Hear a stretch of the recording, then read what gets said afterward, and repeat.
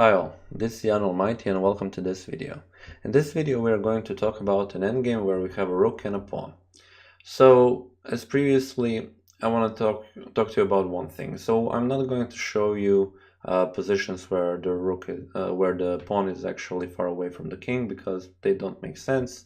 That is easily winnable for the side which has the rook, because the rook can just come and pick it up. We're going to be covering these positions where the king is actually close to the pawn, and C can actually the side with the rook prevent it. So here, let me show you the first technique. Is actually playing rook to h5 and cutting off the black king. So in a way, the black king cannot come to the defense of this pawn when he goes far away.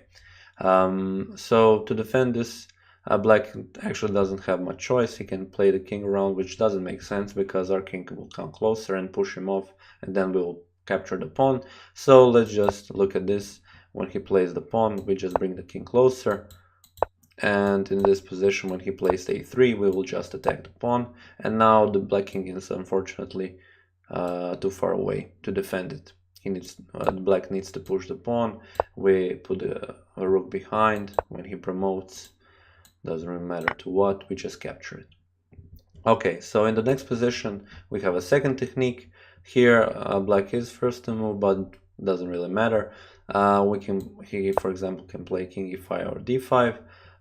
The second technique is actually to play the rook behind, but also rook h4 here works, but you won't win in the same way like in the previous positions. So here, when the pawn comes to d3, when you attack it, king can actually defend it.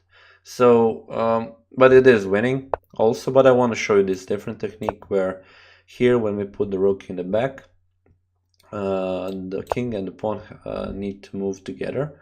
And essentially our king here, the white king, is much faster, and he comes much sooner than the pawn runs away, and essentially we can pick it up. So in these two positions, these types of defenses or attacks on the white side work if the pawns are on the 6th and or the 5th rank.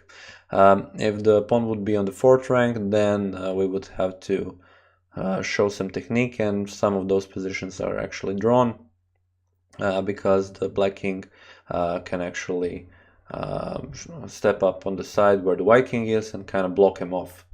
But I will also show you that in some of the next positions. So let's also move on. And here, for the last thing, I want to show you here also white is winning. But first, what we want to do in this position is actually make black's position a little bit worse. So the first thing you should do is give a check on g1. And why is that?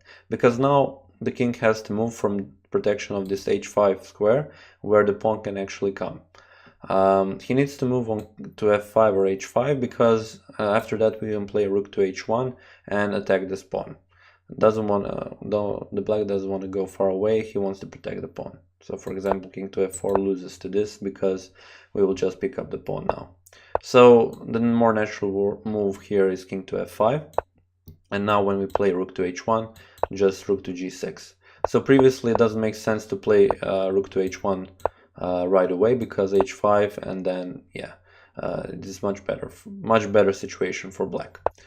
But okay, let's just bring this position back. Rook to h1, king g6, and now we can just bring our king. Let's play just the natural moves. The king and pawn need to move together so that we don't capture. So that we don't capture the pawn with the rook.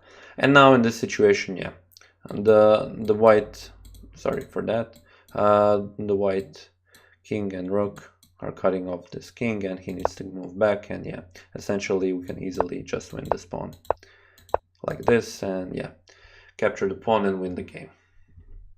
Let me show you the next couple of positions where actually black can draw this endgame.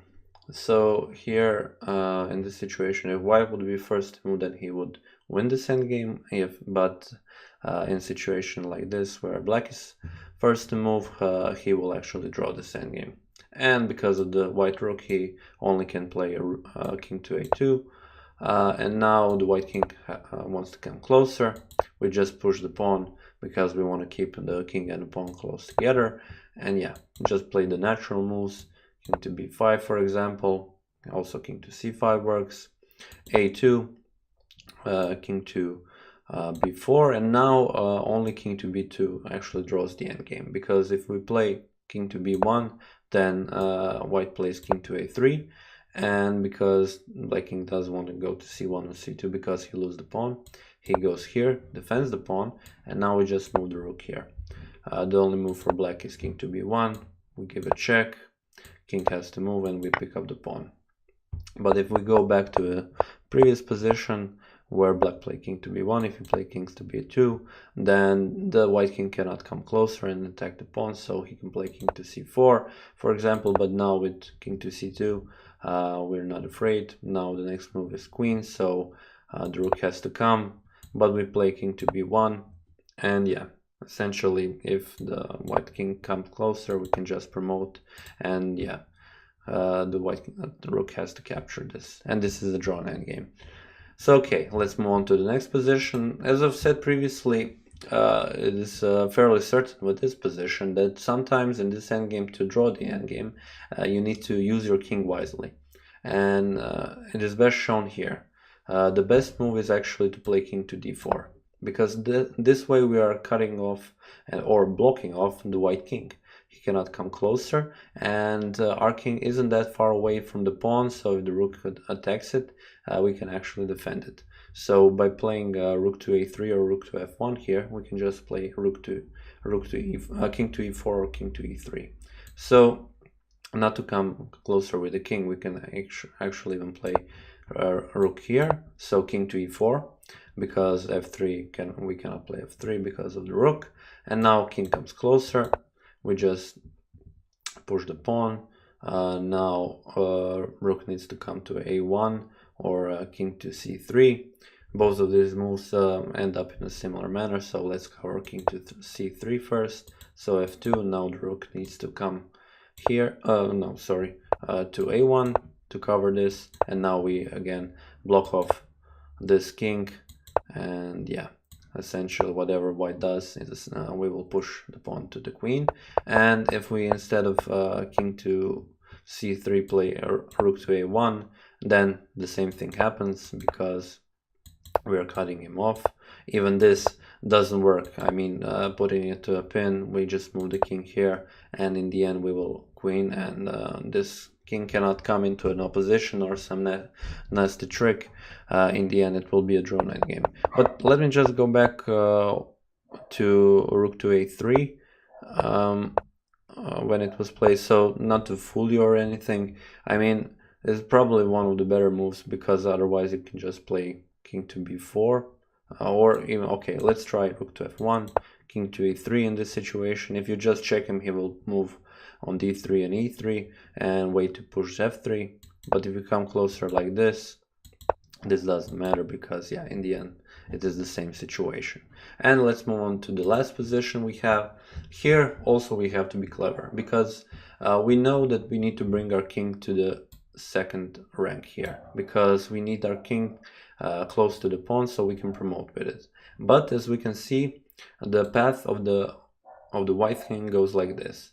So to block him off, like in the previous situation, we want to bring our king to f2 actually, because if we bring him to h2, then he can come close and actually draw this endgame.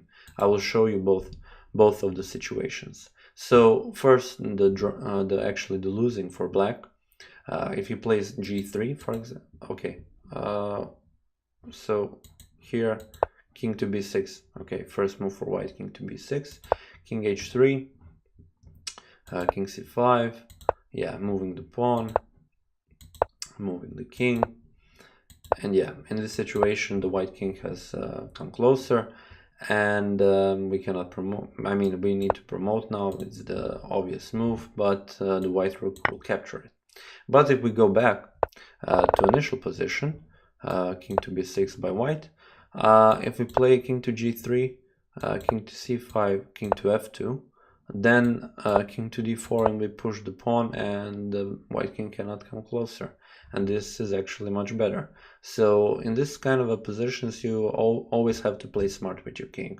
Put it in some way that you can block the white's king, and because the rook is in a way a little bit cramped, comparing him to the queen, we can actually much easier draw this endgame.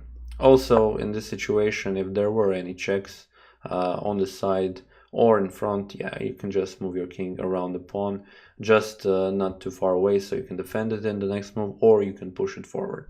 But in the end, yeah, if you play it smart, put the king so you can block the white king in this situation, you will draw this endgame. So for the end, just quickly, let me show you a couple of positions which you can go try and solve. These are the positions which you already seen previously, but the other side is to move. So here we have the position as previously where we had black to move, but here is white first to move, and in this position we have black first to move. So write some line where you explain why is this a drawn or winning endgame, and yeah, post it in the comments down below. Okay, so I would like to thank you for watching this video, and I will see you next time.